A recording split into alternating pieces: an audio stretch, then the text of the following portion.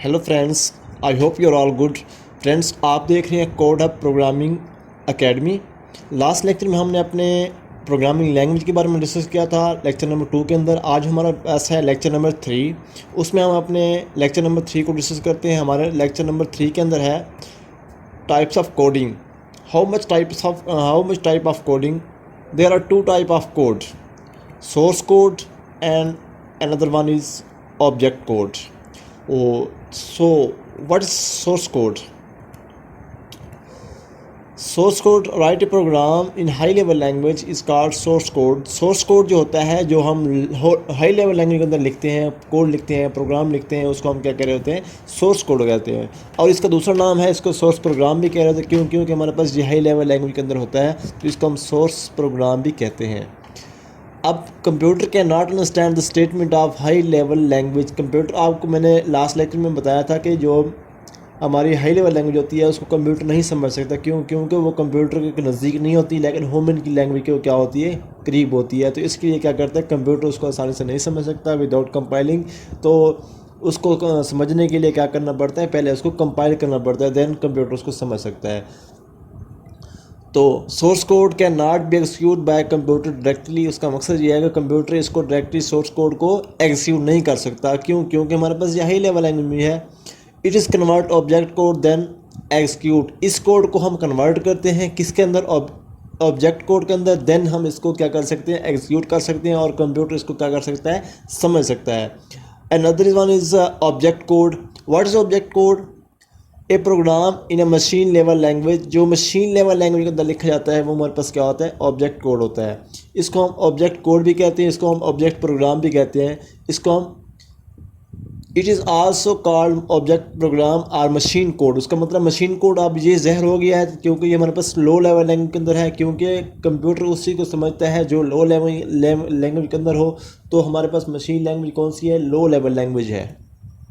Computer can understand object code directly. Computer इसको directly understand कर सकता है। क्यों? क्योंकि ये हमारे पास मशीन लैंग्वेज है। मशीन लैंग्वेज हमारे पास लो लेवल लैंग्वेज होती है, जो 0 और 1 होती है, और कंप्यूटर की वो मदर लैंग्वेज होती है। कंप्यूटर उसको क्या कर सकता है? आसानी से अंडरस्टैंड कर सकता है। तो इसके बाद हमारे पास है source code versus object code. Object code और सोर्स कोड में डिफरेंस क्या है? फर्स्ट ऑफ ऑल हम देखते हैं सोर्स कोड के बारे में। सोर्स कोड क्या है? Source code is a program written in high level और असेंबली लैंग्वेज। अब मैंने आपको कल बताया था असेंबली लैंग्वेज क्या होती है? लो लेवल लैंग्वेज होती है, लेकिन ये 1 स्टेप हायर होती है देन मशीन लेवल लैंग्वेज से। क्यों? क्योंकि इसके अंदर कुछ सैम्पल्स पाए जाते हैं, कुछ सैम्पल्स आ जाते हैं, जिसकी वजह से कंप्यूटर इसको प्रॉपर नहीं समझ सकता। इसलिए वो क्या करता है? इसको समझने के लिए उसको भी कंपाइल करना पड़ता है। तो इसलिए ये मेरे पास वो कहते हैं जो सोर्स कोड होता है ये हाई लेवल लैंग्वेज या असेंबली के अंदर लिखे जाते हैं। सेकंड नंबर पे है source code easy to understand. Easily इसलिए इजी है, इजी टू अंडरस्टैंड है क्योंकि ये हमारे पास ह्यूमन लैंग्वेज के करीब है, तो ह्यूमन इसको आसानी से समझ सकता है। Source code is easy to modify. ये मॉडिफाई करने के लिए इजी है इंसान के लिए।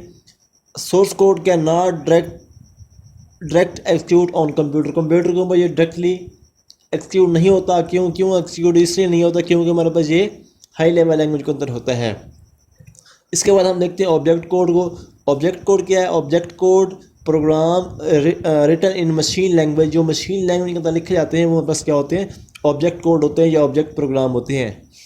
अब इसके बाद है object code is difficult to understand. इंसान के लिए मुश्किल है क्योंकि वो हमारे पास 0 और 1 और बाइनरी फॉर्म में होते हैं, तो इंसान उसको नहीं समझ सकता। इसलिए क्या है? वो डिफ़िकल्ट है।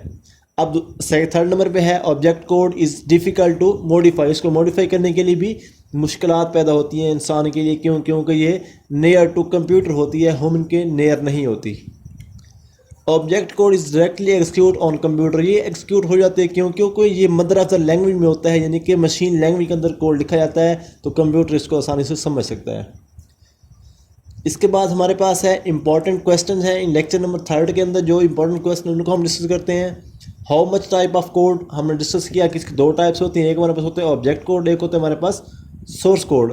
अब हमारे पास वो कहते हैं what is source code. Source code क्या होता है? ये हाई लेवल लैंग्वेज के अंदर जो प्रोग्राम लिखे जाते हैं उसको हम हाई लेवल सोर्स प्रोग्राम या सोर्स कोड कह रहे होते हैं, जिसको कंप्यूटर नहीं समझ सकता डायरेक्टली। उसको समझने के लिए उसको क्या करना पड़ता है, ऑब्जेक्ट के अंदर कन्वर्ट करना पड़ता है। जब हम कोई प्रोग्राम लिखते हैं तो हमारा बेसिकली वो किस में होता है, सोर्स कोड के अंदर होता है, सोर्स प्रोग्राम होता है। क्योंकि हमारे पास वो हाई लेवल लैंग्वेज अंदर होता है, तो वो क्या होता है, सोर्स प्रोग्राम होता है। थर्ड नंबर पे है what is object code. Object code हमारे पास मशीन लैंग्वेज कोड होता है, कंप्यूटर इसको आसानी से समझ सकता है, इसलिए इसको कंपाइल करने की जरूरत नहीं पड़ती। जब ये हाई टू कन्वर्ट होता है देन ये ऑब्जेक्ट के अंदर कन्वर्ट हो जाता है।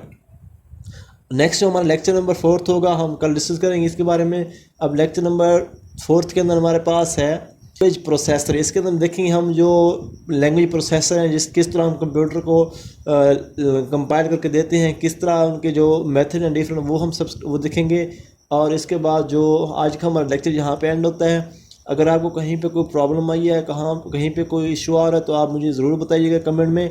अगर आपने कुछ सजेस्ट देना चाहते हैं देन भी आपने मुझे क्या करना है, कमेंट करना है। तो और अपने दोस्तों के साथ शेयर करना है ताकि वो भी प्रोग्रामिंग सीख सकें। और अपने दोस्त से रिक्वेस्ट करनी है इस चैनल को सब्सक्राइब करें और ज़्यादा से ज़्यादा शेयर करें ताकि आपके दोस्त भी इससे फ़ायदा उठा सकें। शुक्रिया।